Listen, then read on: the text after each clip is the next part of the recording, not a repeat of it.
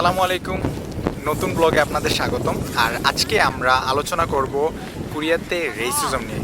আর আজকে আমার সাথে আছে আমার ফ্রেন্ড রাশিদ এমডি মামুনুর আর মামুন বন্ধু। মামুন বন্ধু হলো আমার খুবই ক্লোজ ফ্রেন্ড, আমরা একসাথে থাকি। আর এখানে আমরা সোকচোতে দুইজনই অ্যাকচুয়ালি ফিউমিজমে কাজ করি, মানে কনভিনিয়েন্স স্টোরে। মামুন এখন আছে হাংসং ইউনিভার্সিটিতে মাস্টার্স করতেছে, আর আমি আজু ইউনিভার্সিটিতে মাস্টার্স। দুজনেই মাস্টার্সের স্টুডেন্ট।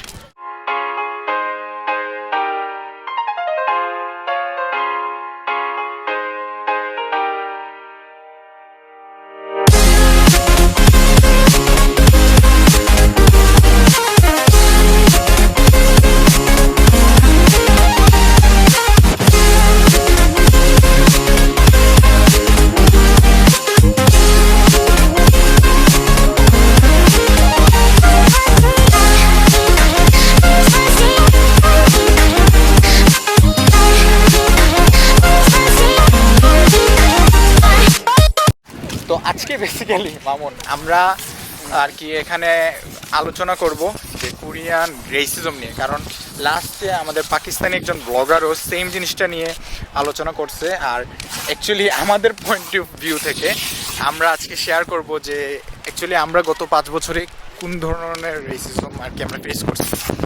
তো পার্টিকুলারলি সবচেয়ে বেশি যেটা আছে যে মানুষ মনে করে, বেশিরভাগ মানুষই মানে কমপ্লেন যেটা কোরিয়া নাকি রেসিস্ট কান্ট্রি। তোমার কাছে কি মনে হয় পার্সোনালি? আমার মনে হয় যে কোরিয়া রেসিস্ট কান্ট্রিতে পড়ে না, কারণ একটা মিনিমাম লেভেলের রেসিজম যেটা অ্যাকসেপ্ট করার মতো, তো ওই পর্যায়ে এখনও আছে কোরিয়াতে। সো এটা অ্যাকসেপ্টেবল, এই রেসিজম জিনিসটা অ্যাকসেপ্ট করা যায়। কিন্তু তুমি যদি চিন্তা করো অন্যান্য কান্ট্রির, সাপোজ আমেরিকা, তারপর অস্ট্রেলিয়া, ওই জায়গাগুলোতে কিন্তু কিন্তু তোমার রেসিজমটা আরও বেশি। ওরা স্কিন, রেস, সেক্স সব কিছু নিয়ে কিন্তু এই রেসিজম জিনিসটা থাকে ওইখানে। তো এই তুলনায় কোরিয়াতে কিন্তু রেসিজম জিনিসটা অ্যাকসেপ্টেবল, এটা মিনিমাম না। সবচেয়ে বেশি যে জিনিসটা অ্যাকচুয়ালি মানে খেয়াল করি, মানে মানুষের যেটা কমপ্লেন, কোরিয়ান যারা আছে তারা, যারা হোয়াইট স্কিন, সাদা চামড়ার যারা, এদেরকে বেশি প্রায়োরিটি দেয়। মানে আমাদের ইউনিভার্সিটিতে সাপোজ কেউ ইউরোপ থেকে আসছে, এর মাথায় তুলে রাখবে, বাট সাউথ এশিয়ান যারা আছে এদেরকে নেগলেক্ট করতেছে, বা ভিয়েতনামি বা অন্যান্য কান্ট্রি, ইভেন জবের ক্ষেত্রেও নাকি খুবই নেগলেক্ট করা হয়। এইটা নেগলেক্ট হচ্ছে তোমার লেভেলের জন্য। তোমার যদি এডুকেশন লেভেল ভালো থাকে, তোমার যদি সেই লেভেলের তুমি যদি এক্সপার্টিস থাকো কোনো বিষয়ে, অফকোর্স তোমার সম্মান দিবে, তোমার বিভিন্ন জায়গায় ইয়ে করবে। না হলে আমাদের দেশের ইউনিস কখনো নোবেল পাইতো না। তারপরে আরও অনেক তোমার উদাহরণ আছে যেটা দেওয়া যায়। কারণ আমাদের নোবেলের রেস কি, উনি একজন বাঙালি। তারপরে ইউনিসের প্রফেসর ইউনিসের রেস কি, বাঙালি। তারপরেও কি উনি ব্রাউন স্কিন, তারপরেও কিন্তু উনি নোবেল পাইছেন। কেন পাইছেন? কারণ ওনার সেই যোগ্যতা। সুতরাং তোমার যদি সেই যোগ্যতাটা থাকে, তাহলে তোমাকে মানুষ ভ্যালু দিবে, তোমাকে মানুষ সম্মান করবে। তারপরে এই রেসিজম জিনিসটা কিন্তু আসলে এইভাবে আসে না। রেসিজম জিনিসটা আসে তোমার লেভেলের উপর ডিপেন্ড করে। সো অন্যান্য দেশে কিন্তু কোরিয়া থেকে যে রেসিজম, স্কিন, তারপরে রেস, সেক্স, এগুলো কিন্তু বেশি। ম্যাক্সিমাম ক্ষেত্রে যেটা সবচেয়ে বেশি, আমি শুধু আজকে কমপ্লেনগুলোর কথা বলবো যেগুলা মানুষ সবচেয়ে বেশি করে।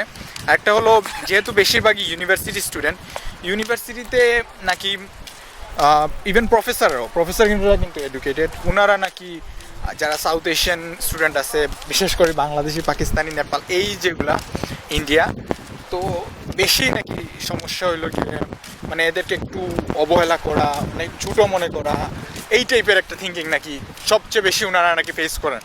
ইভেন এটা লাস্ট কয়েকটা ব্লগেও এইটা নিয়ে খুব বেশি আলোচনা হয়েছে। প্রফেসররা নাকি ক্লাসের মধ্যে এসে ডাইরেক্ট, তোমরা তো ওই কান্ট্রি থেকে আসছো, তোমাদের কান্ট্রিতে এই নেই, অনার্সে এই পড়ে আসছো, স্কুলে এই পড়ে আসছো, এইগুলো কমপ্লেন। তো এইটা নাকি রেসিজমের পর্যায়ে পড়ে। নর্মালি এই জিনিসগুলো কিন্তু বাংলাদেশে ঘটে থাকে। তুমি স্কুলে যাও না কেন, তোমার টিচাররা কিন্তু একটা স্টুডেন্টের সাথে আরেকটা স্টুডেন্ট কম্পেয়ার করে কিন্তু। সো এইখানেও কিন্তু রেসিজম জিনিসটা আছে। তারপরে তুমি যদি বলো স্কিনের রেসিজম, তুমি কি সাপোজ আমরাও অনেক বাঙালি যারা আছি, ছেলেরা সাপোজ কখনো বিয়ে করতে গেলে কিন্তু কালো মেয়ে কিন্তু বিয়ে করে না, নর্মালি সুন্দর মেয়ে খুঁজে। সো এইটা কিন্তু খুঁজে। সো এইটা তো হলো, এইটা হলো মানুষের একটা কি বৈশিষ্ট্য। হ্যাঁ, এটা ঠিক আছে একটা মানুষের কি বৈশিষ্ট্য, বাট একজন ইউনিভার্সিটি প্রফেসর উনি কিন্তু হাইয়েস্ট লেভেলের একজন এডুকেটেড পারসন। সো উনার কাছ থেকে কি আমরা এইটা অ্যাকসেপ্ট করবো? উনার তো নিয়ম সবাইকে সমান চোখে দেয়। অফকোর্স একটা প্রফেসর উচিত সবাইকে সমান চোখে দেখা, তারপরেও কিছু জিনিস আছে তুমি এটা মানতে হবে তোমাকে। সাপোজ একটা প্রফেসর কখনো একটা সাপোজ হোয়াইট স্কিন দেখে ওরে ভ্যালু জিনিসটা দিবে না।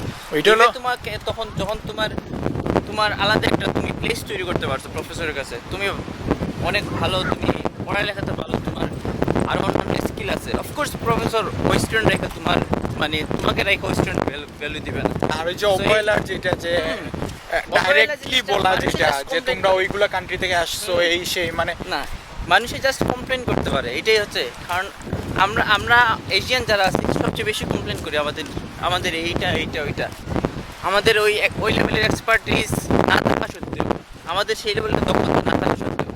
তুমি যদি কল্পনা করো, তুমি যদি দেখো ইউএস অস্ট্রেলিয়ার ছোটো ছোটো ছেলেমেয়েরা ওরা কিন্তু প্রোগ্রামিং জানে, শিখে ওরা, তারপরে অন্যান্য যে স্কিলগুলো আছে যেই স্কিলগুলো কিন্তু আমাদের এশিয়ান থেকে বেশি। সো অফকোর্স তারা এই জন্যই কিন্তু আলাদা একটা ভ্যালু পায়। তারপরে দেখো তোমার যে জিনিসটা ইংলিশ, আমাদের ইংলিশ কিন্তু সেকেন্ডারি ল্যাঙ্গুয়েজ, কিন্তু ওদের ইংলিশ হচ্ছে মাদার ল্যাঙ্গুয়েজ। সো এই দিক দিয়ে কিন্তু ওরা প্রায়োরিটি পাবে অফকোর্স। তো এই ক্ষেত্রে একটু কোরিয়া হোয়াইট স্কিনদের একটু বেশি ভ্যালু দেয়, কারণ ভ্যালু দেওয়ার কারণ হচ্ছে ওদের ওই লেভেলে এক্সপার্টিস জিনিস কিন্তু আছে, দক্ষতা কিন্তু আছে, কিন্তু আমরা যারা এশিয়ান আছি একটু কম। কিন্তু তোমার যদি সেই লেভেলের দক্ষতা থাকে, তুমি যদি ভালো কিছু করতে পারো, অফকোর্স তুমি ভ্যালু পাবো। এটার জন্য কিন্তু রেসিজম জিনিসটা আনা উচিত না, রেসিজম জিনিসটা বলা উচিত না। তোমার যদি কোরিয়াতে যদি রেসিজম জিনিসটা থাকতো তাহলে তুমি জব করতে পারতো না, জবে অনেক ফেস করতে অনেক। এটা কিন্তু হয় মামুন, আমি যে বলি এটা হয় কিন্তু অনেক অনেক হয়। যেগুলোতে তুমি পার্সোনালি মানুষের কাছে জিজ্ঞেস করো অনেক কমপ্লেন আসে। ইভেন এইরকম তুমি জানো যারা তুমি শুধুমাত্র চেহারার দিক আর কির জন্য সার্ভিং এ জব করতে দেয় না, তুমি মানে সাউথ এশিয়ান কোনো কান্ট্রি জব করতে দেয় না। এরা নাকি বলে এই আর কি সাউথ এশিয়ান যারা স্টুডেন্ট আছে এরা নাকি সার্ভ করলে নাকি কাস্টমার খাবে না। এটা কোন ধরনের ভাই? এটা তো ডাইরেক্টলি মিনিমাম লেভেলের রেসিজম, এটা হচ্ছে মিনিমাম লেভেল, এটা সব দেশেই আছে, সব জায়গায় আছে। তা আমার কথা হইলো ওকে আছে, এটা তুমি সব সময় একই দিকে টাইনা নিতেছো, যেটা এটা কমন, এটা আছে। আমার কথা হইলো সাউথ কোরিয়া কিন্তু এখন উন্নত একটা কান্ট্রি, যেটাই বলো এত ভালো ভালো কি সার্ভিস সব কিছু দিয়ে উন্নত, টপ 10-এর মধ্যে সব কিছুতে আছে। এদের কাছ থেকে তো আমাদের এক্সপেকটেশন আর একটু বেটার, বাট আলটিমেটলি কি তুমি ওইটা এক্সপেকটেশনটা তোমার ফুলফিল হইতেছে না। যখনই তোমার যে জিনিসগুলা তোমার দরকার ওই জিনিসগুলো টাকা সত্ত্বেও যদি তুমি পাও না, তখনই যে তোমার এইটার তুমি বলতে পারো যে আমার দিতেছে না। এর কিন্তু স্কিন কালার নিয়ে খুবই মানে স্কিন কালার কিন্তু সব জায়গায়, শুধু যদি কোরিয়া বলো তাহলে হবে না, স্কিন কালার নিয়ে কিন্তু অন্যান্য কান্ট্রিতে আরও বেশি। এই যে একটু আগে বললাম যে তুমি একটা কালো মেয়ের বিয়ে করবে না, কেন করবে না? কেন? মানুষের তো এই জিনিসটা একটা রেস্টুরেন্টে যখন যাইতেছে, তুমি নর্মালি ও চিন্তা করতেছে আমার বিজনেসের কথা, চিন্তা করতেছে এখানে বেশিরভাগ বিজনেস স্ট্র্যাটেজি দেখো ওইখানে কিন্তু মেয়ে রাখে সার্ভিসে, তারপরে ফ্রন্ট লাইনে কিন্তু মেয়েদের রাখে। কেন রাখে ওইটা? কারণ কাস্টমারদের এটা কাস্টমারের সমস্যা আকর্ষণ করার জন্য। তো সেই অনুযায়ী যদি চিন্তা করো, দেখা যাচ্ছে রেসিজম জিনিসটা কিন্তু ওই লেভেলে না কোরিয়াতে। রেসিজম জিনিসটা তুমি বলতে পারতো যদি তোমার স্কিনের জন্য জব হইতো না, রেস্টুরেন্টে তুমি জব করতে পারতো না, তোমার বিভিন্ন জায়গায় তোমার পজিশন দিত না ওরা, কিন্তু ওরা এখনো পর্যন্ত এটা কিন্তু কোরিয়া চায় নাই। ওইটা ঠিক আছে, ওরা ওদের সংস্কৃতিটারে বাঁচায় রাখতে চায়। আর এটা যে ওই যে সব সময় কোরিয়ানদেরকে প্রায়োরিটি দেওয়া, ভাই আমরা আসছি গেস্ট হিসেবে রে ভাই, নিজের বাসায় তো সবাই নিজেরা তো কি করবেই। ইভেন আমরাও তো একটা জব প্লেসে যে একটা যদি ভ্যাকেন্সি হয় সবার আগে খুঁজি যে বাংলাদেশি কেউ আছে কিনা, বাংলাদেশির আগে ঢুকাবো। সো এটা কিন্তু নিজস্বতা একটা আছে। আমি একটা কিছু গিফট দিতে চাইলে সবার আগে আমি আমার ফ্যামিলি দেখবো, এইভাবে এইটারে রেসিজমের পর্যায়ে ফালানো উচিত না। সো লাস্টে যে ভিডিওতে আমরা দেখছি সবচেয়ে বেশি যে ছোটো ছোটো জিনিস নিয়ে এইটাতে কোরিয়াকে রেসিস কান্ট্রি হিসেবে বলা হয়েছে, but ultimately I don't think যে এই ছোটোগুলা টপিক ধরে আমরা বলতে পারি না যে কোরিয়া অ্যাকচুয়ালি রেসিস কান্ট্রি। কারণ আমরা অলরেডি 5 বছর ধরে আছি, বাট এই 5 বছরে মনে হয় না এমন কোনো সিরিয়াস ঘটনা ফেস করছি যেটার জন্য আমার রিলিজিয়ন, আমার কালার বা আমার কি থেকে আমার কান্ট্রির কারণে আমাকে প্রবলেম ফেস করতে হয়েছে, এটা এখন পর্যন্ত হয় না। Even কিন্তু আরো অনেক কিছু বলতে পারি। হ্যাঁ, আমাদের রিলিজিয়ন কোনো সময় এখন পর্যন্ত কি করে নাই। ইয়ে করে নেই, এরা- অন্যান্য কান্ট্রিগুলো মুসলমানদের জন্য মসজিদ বানানো বারণ, মসজিদে যাওয়া বারণ, হ্যাঁ, আজান এই দেওয়া ধরনের বারণ। কিচ্ছু না, কিন্তু আমাদের কোরিয়াতে ইউনিভার্সিটিতে কিন্তু জায়গা করে দিচ্ছে এটা। ইভেন ইউনিভার্সিটিতে জায়গা করে দিচ্ছে মুসলিমদের তোমার ওই প্রেয়ার করার জন্য। তো এই অনুযায়ী তুমি চিন্তা করলে দেখো, কিন্তু কোরিয়া এই দিক দিয়ে কিন্তু অনেক মানে সেফ। এইটা আছে। তারপরে আরেকটা পয়েন্ট হলো ওই যে সবাই বলে নাকি এই সাউথ এশিয়ান যারা আছে এরা নাকি অনেক নোংরা, গা থেকে গন্ধ বেরোয়। এইটা কিন্তু অ্যাকচুয়ালি যায়, কিন্তু ওদের কমপ্লেনটা একবারে ফালাইতে পারবে না মানে। এইটা আমি মানি না কারা বলে বা কে কে, এই যে এটা জাস্ট মানুষ বলে, বাট আমি কখনো শুনি নেই। বাট কোরিয়ানরা ডাইরেক্ট তো বলে না, এটা হলো যার যার পার্সোনালি। এমনও হইতে পারে রে বাবা, আমেরিকান একটা মানুষ আর কি পরিষ্কার থাকে না, এর গা থেকে গন্ধ বার হইতে পারে। বাট আলটিমেটলি যে এখন পর্যন্ত তুমি যদি আর কি পরিষ্কার থাকো, তোমার এসে বলবে না ভাই তোমার গা থেকে গন্ধ বের হয়। এরকম মানুষ মেবি আছে যে হয়তো বা নিজেকে পরিষ্কার রাখে না, এই জন্যই হইতে পারে। আর লাস্ট মামুন, এখন তোমার 5 বছরের অভিজ্ঞতা থেকে বলো অ্যাকচুয়ালি ফাইনালি কোরিয়া আলটিমেটলি কোন ধরনের কান্ট্রি? কোরিয়া অনেকটা সেফ কান্ট্রি আমি বলবো, কারণ অন্যান্য দেশে তুমি রাত 12টার পরে যদি বাড়িতে চাও অনেক সময় বাড়িতে পারো না, কারণ ওই জিনিসগুলো দেখে। তার কারণে কিন্তু এই দিক দিয়ে যদি তুমি চিন্তা করো তাহলে কিন্তু কোরিয়া একটা সেফ কান্ট্রি।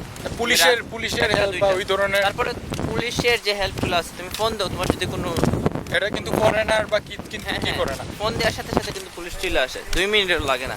তাইলে তুমি যে মানে আলটিমেটলি যে ঘটনাগুলো শুনছো, লাস্ট আমরা যে সাদিয়া রিন আপুর ভিডিওতে দেখছি, তারপরে কিতে দেখছি, কয়েকটা ভিডিও বের হয়েছে যেটা কোরিয়ান রেসিজম নিয়ে, পার্টিকুলারলি কিন্তু এগুলো অ্যাকচুয়ালি পর্যায়ে পড়ে না, মানে এত ছোট ছোট জিনিস, মানে আলটিমেটলি সত্যি কথা, মানে এত ছোট বিষয়গুলোরে আমরা রেসিজমের পর্যায়ে নিতে পারি না, কারণ এটা কিন্তু অনেক বড় একটা জিনিস। আমরা অ্যাকচুয়ালি ইউএসএতে দেখি বা ইউরোপিয়ান কান্ট্রিগুলোতে যেটা দেখি ওই ধরনের কোনো ধারে কাছেও নাই। সবারই একটা প্রবলেম নাকি কোরিয়ানরা নাকি ইউরোপে গেলে তারপরে ইউএসএতে গেলে নাকি রেসিজমের শিকার হয়, এই জন্য নাকি ওরা আসে আমাদের কিতে এইগুলো কান্ট্রিতে নাকি আর কি, ওদের কান্ট্রিতে আসার পরে ওরা নাকি সাউথ এশিয়ান বা আফ্রিকান এদেরকে নেগলেক্ট করে। বাট ওইটা কিন্তু পুরাই মিনিমাম লেভেলের, অ্যাকচুয়ালি কিচ্ছুই ওই ধরনের নাই। সো পার্টিকুলারলি 5 বছর থাকার পরে আমি মনে করি যেটা আই থিঙ্ক এইটা শুধু কি বলবো ইউটিউবে ভিউ বানানোর ধান্দা, এছাড়া কিছুই না।